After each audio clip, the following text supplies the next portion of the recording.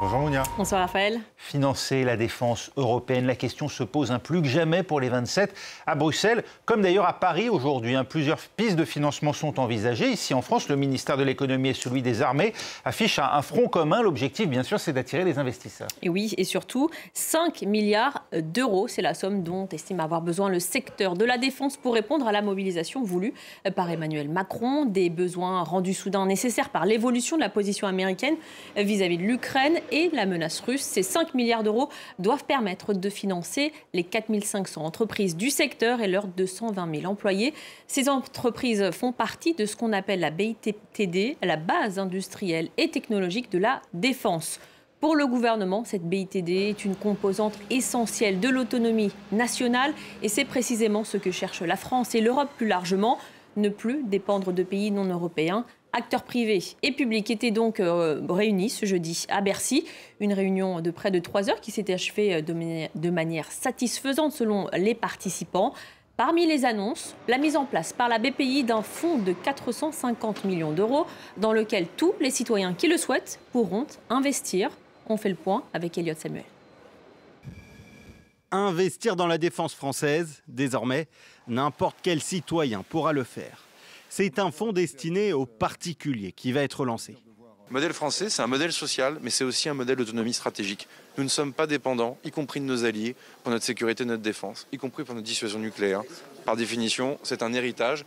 Le vrai sujet, c'est qu'est-ce qu'on va laisser à nos enfants et nos petits-enfants. L'objectif, collecter jusqu'à 450 millions d'euros. Il faut pour cela placer au minimum 500 € sur ce fonds d'épargne. Il sera lancé par la Banque publique d'investissement BPI France. Son président prévient, il y a tout de même des risques à investir. Simplement, il faut savoir que quand on investit en fonds propres, vous pouvez tout perdre. Donc, ce n'est pas un livret protégé par l'État, avec un avantage fiscal, etc. Vous êtes un investisseur. Simplement, vous mettez 500 € ou 1000 €, et nous, avec ça, on investit dans quelque chose comme 150, 250, 300, 400, 500 entreprises. Donc, le risque est très dilué sur un portefeuille. Il n'y aura donc aucun taux de rémunération fixe et cet argent sera bloqué pendant 7 ans. Le gouvernement ne mise évidemment pas que sur les particuliers. 1,7 milliard d'euros seront investis par des acteurs publics comme la Caisse des dépôts ou la BPI France. De nombreux investissements privés sont également espérés, notamment par des banques, des assurances ou des fonds d'investissement. L'objectif final, obtenir jusqu'à 5 milliards d'euros pour soutenir le secteur sans aller ponctionner les fonds des Français comme le livret A. Une somme qui vise à financer les 4500 entreprises du secteur en difficulté financière ces dernières années.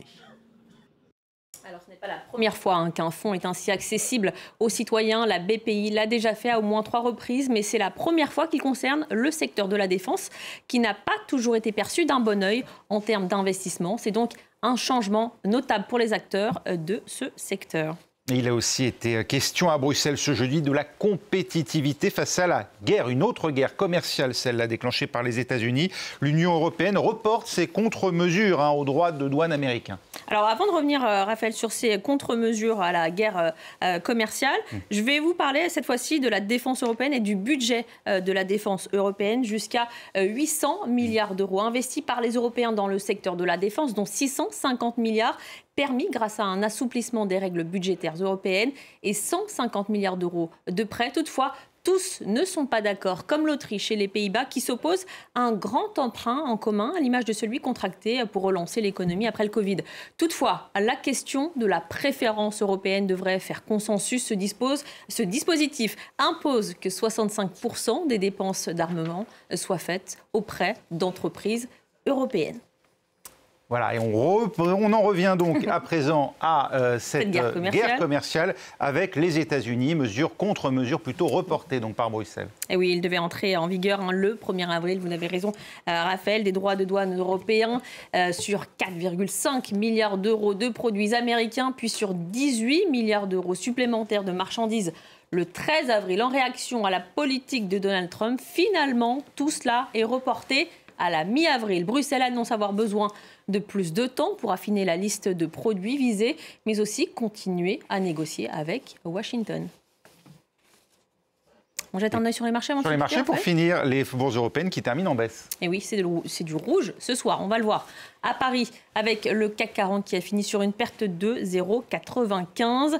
Le FTSE britannique également, moins 0,05. Et puis le DAX allemand a reflué de 1,24%. L'Europe finit en repli avec les risques économiques et géopolitiques. Merci Mounia, c'était Mounia Beneissa pour l'économie. Place au sport à présent avec Benoît Perrochet.